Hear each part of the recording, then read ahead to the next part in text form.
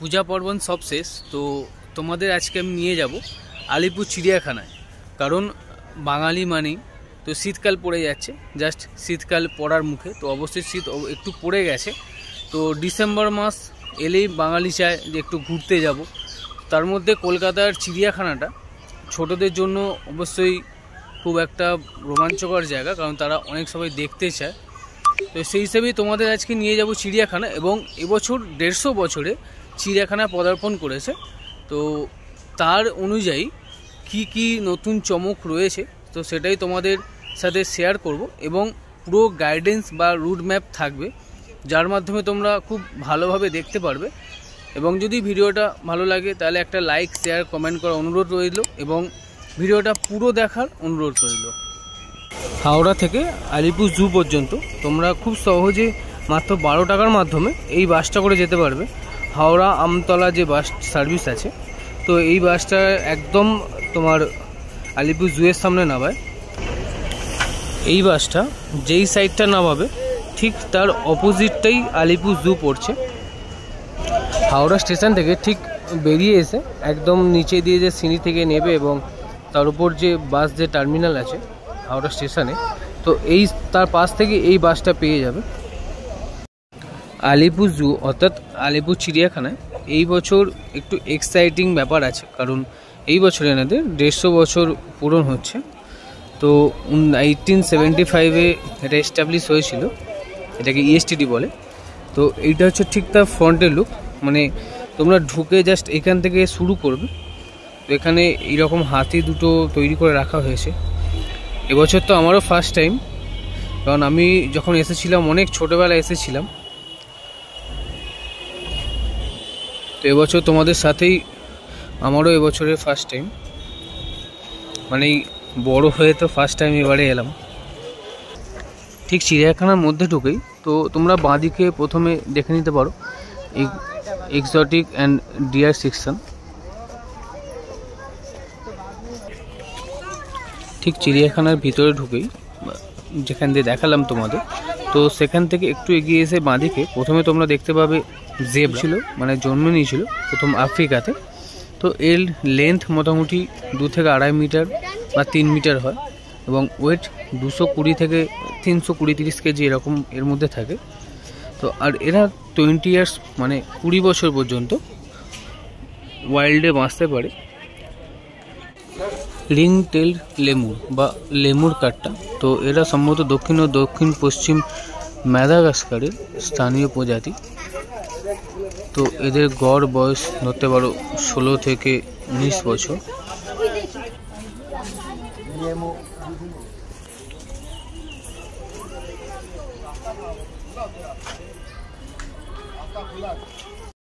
এইটা যেটা দেখতে পাচ্ছ, তো এটাকে বলা হয় গ্রিন এগুয়ানা। তো এটা সম্ভবত মেক্সিকো এবং মধ্য আফ্রিকার দেশগুলিতে পাওয়া যায়। তো এরা প্রতি বছর 20 থেকে 71টা মতো ডিম পাড়তে পারে এবং 20 বছর পর্যন্ত এরা বাঁচতে পারে। এগুলো প্রায় এখন অনেক কমে গেছে যদিও।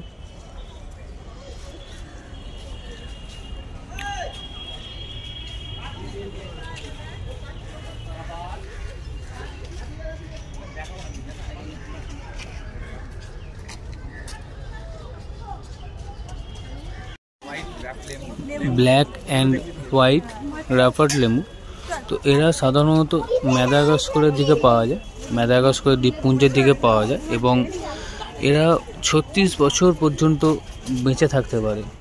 ক্যাসোয়ারি, এরা সাধারণত নিউ গিনির স্থানীয় এবং দক্ষিণ পূর্ব অস্ট্রেলিয়াতেও পাওয়া যায়। তো এরা সাধারণত 3 থেকে 8টা ডিম পাড়ে এবং প্রায় 40 থেকে 50 বছর পর্যন্ত এরা বেঁচে থাকতে পারে। এগুলিকে সাধারণত স্লথ ডিয়ার বলা হয়।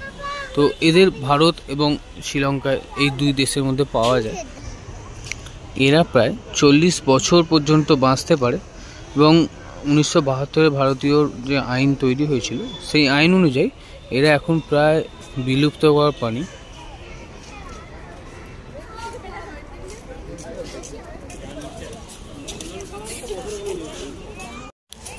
এগুলিকে বলা হয় ইন্ডিয়ান হক ডিয়ার। তো এগুলো সাধারণত উত্তর ভারত, বাংলাদেশ, মায়ানমার এবং চীনের কিছু অংশে পাওয়া যায়। তো বসন্তকালে এদের শরীরের যে কালার খুব গাঢ় হয়ে যায় এবং যে এর যে উপর যে পুরু ভাবটা আছে, মানে এদের চামড়ার যে লেয়ারটা আছে সেটাও তার সাথে মোটা হয়ে যায়। IUCN রেড লিস্ট অনুযায়ী এরা এখন প্রায় বিলুপ্তকর প্রাণী।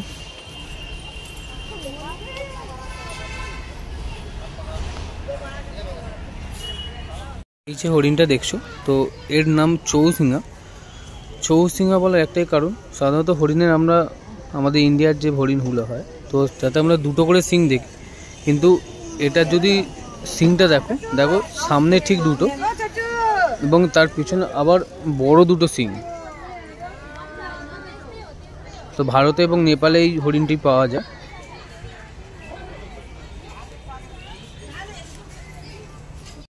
এইখানটা দেখো এরকম দুটো বড় বড় হরিণ আছে, তারা এখন খাবার খাচ্ছে এবং তার সাথে সাথে দুটো তার বাচ্চাও আছে, মানে শাবক বলা হয় যাকে। তো এই বাচ্চাটা এরকম সামনে ঘুরছে।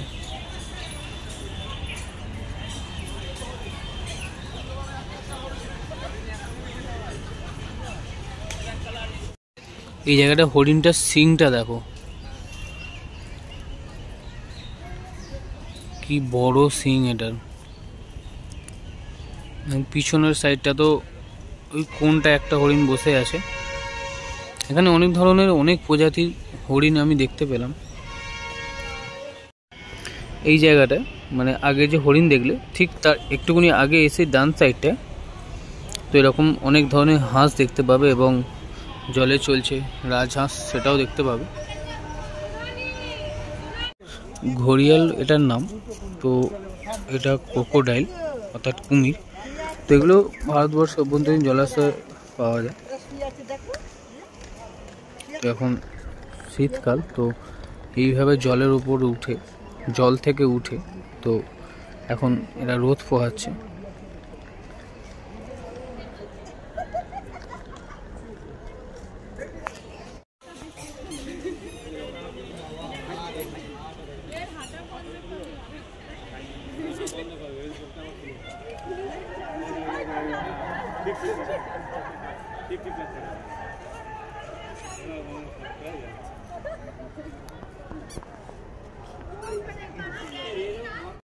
ও ভাই, এত বড় পেঁচা, বাপ রে বাপ! এই জায়গাটাতে এই ধরনের এত বড় পেঁচা তৈরি করে রাখা হয়েছে। চিড়িয়াখানায় ঢুকে ঠিক বাঁদিকে এলে তোমরা প্রথমে এই বাঘ দেখতে পাবে, বেঙ্গল টাইগার। তো অনেকটা দূরে থাকার কারণে জুম করেও প্রবলেম হচ্ছে। এটাকে বলা হয় খুন্তে বক। তো এটা ভারতে, বাংলাদেশে, পাকিস্তানে নানান জায়গায় পাওয়া যায়। এখানে বকগুলোর ঠিক ছুঁচটা দেখলে, মানে যেটা ঠোঁট বলা হয়, ঠিক দেখলে বুঝতে পারবে ঠিক ব্যাটের মতো।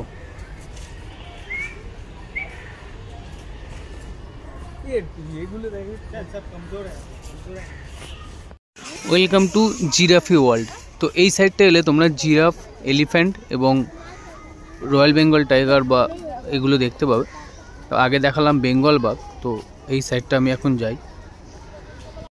কতগুলো জিরাফ দেখো এখানে একসাথে আছে, জায়গাটা খুব বড়।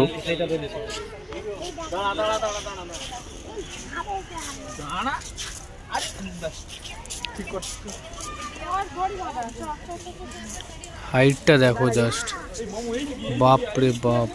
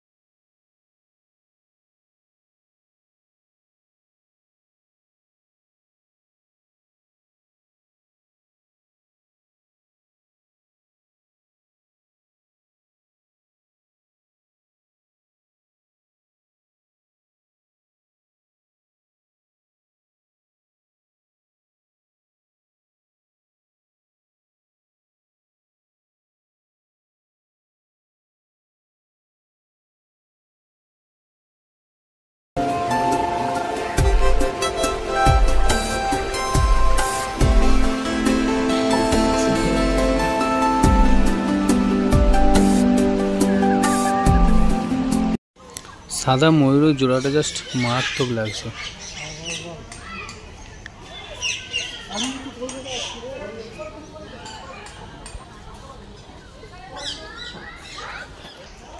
আমার এতগুলো পাখির মধ্যে সবথেকে পছন্দের পাখি বলতে পারো, সবথেকে পছন্দের পাখিগুলির মধ্যে একটি তো ম্যাকাও। এটি সাধারণত আফ্রিকার পাখি। এই যে গলার যে আওয়াজ বা যে সাউন্ড অসাম লাগে।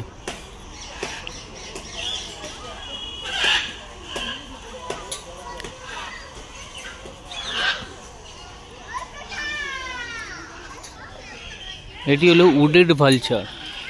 ভালচার মানে তো শকুনি জানি।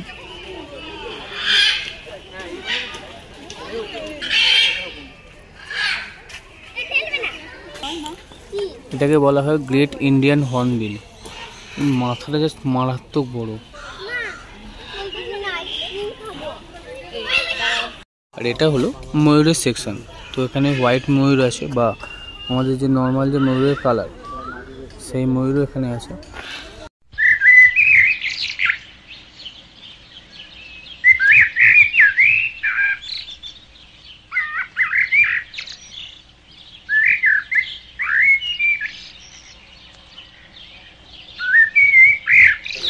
ঠিক লেকের পিছন সাইডটায় নেকড়ে তোমরা এই জায়গাটা দেখতে পাবে।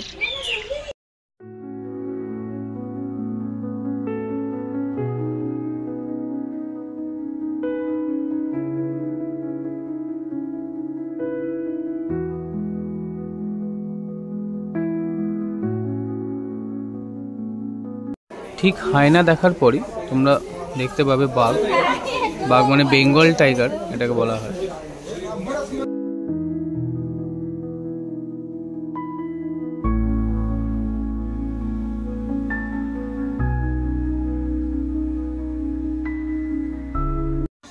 এইখানে রয়েছে সাদা বাঘ।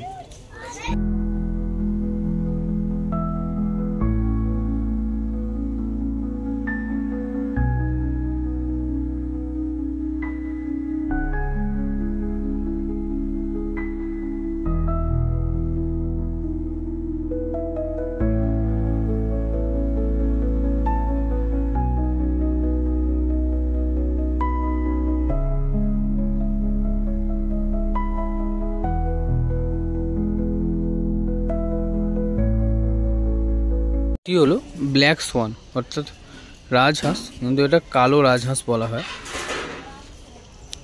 এর যে ভয়েস মারাত্মক বড় বড়, দেখো জল খাচ্ছে।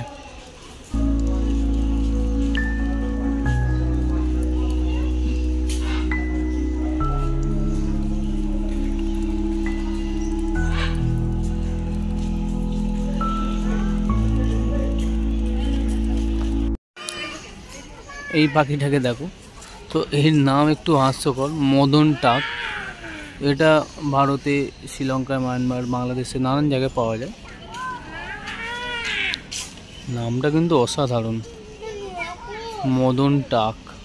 অনেকটা বকের মতো দেখতে লাগে, কিন্তু এর সাইজটা অনেক বড়। অবশ্য আমার পছন্দের পাখির মধ্যে লিস্টে তো অবশ্যই কাকাতুয়া বা ককাটু অবশ্যই আছে। খুব ভালো লাগে এই পাখি দুটাকে, এই পাখির যে জাতটাকে। তোমরা সবাই অবশ্যই জানো কাকাতুয়া বা ককাটু যাকে ইংলিশে বলা হয়। এই অনেক ধরনের হয়, আমবেলা ককাটু হয়, নর্মাল ককাটু হয়।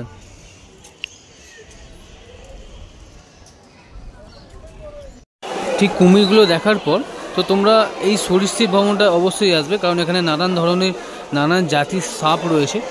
তো এখানে কেউটে আছে, তো এখানে ব্যানারটা দেওয়া আছে কেউটে, কিন্তু এখানে কেউটে দেখা পাইনি আমি।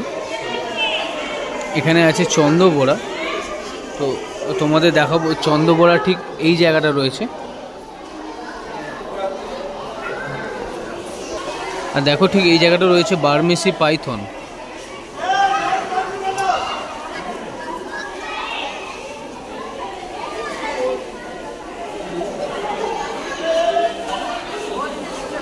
শুধু একটা নেই, অনেকগুলোই এখানে আছে। তো দেখতে পাচ্ছ এইটা সাইজটা জাস্ট দেখো, এই বাপরে। ঠিক তারই পাশে আছে রক পাইথন।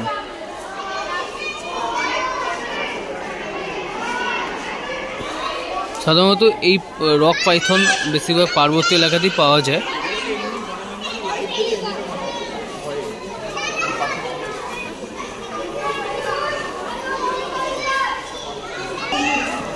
এইটাকে বলা হয় ওয়াটার মনিটর রিসর্ট। দেখো ওখানে জল খাচ্ছে।